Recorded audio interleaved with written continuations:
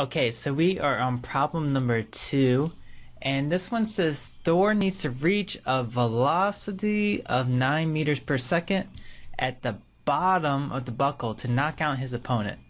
Kinetic energy at the bottom of the buckle equals potential energy at the top. Okay, that is the most key thing ever.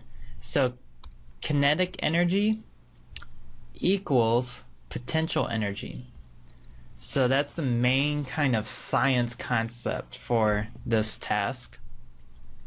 And it asks, what's the minimum height to the nearest tenth of a meter on the buckle Thor needs to start to reach a velocity of 9 meters per second?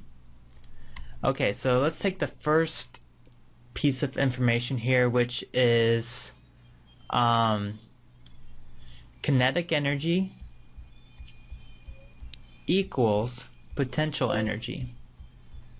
Alright, so then let's go grab our equations, which is right here. So kinetic energy equals 1/2 mv squared, and potential energy equals 9.8 mass times height. Let's see if I can remember that. So kinetic energy equals 1/2 mass times velocity squared equals, so we're replacing kinetic energy with its equation and potential energy with its equation. Potential energy equals 9.8 mass times the height.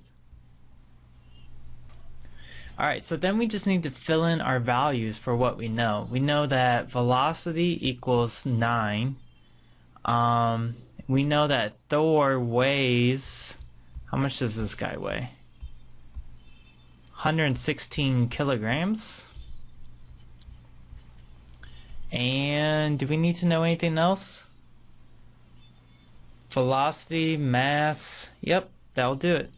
So all we need to do is take these values and plug them into the equation. So we have 1/2, mass is 116, velocity is 9 squared, and that equals 9.8. Mass is 116 times height, which we don't know, right? We're looking for the height. So we're going to leave that as a h.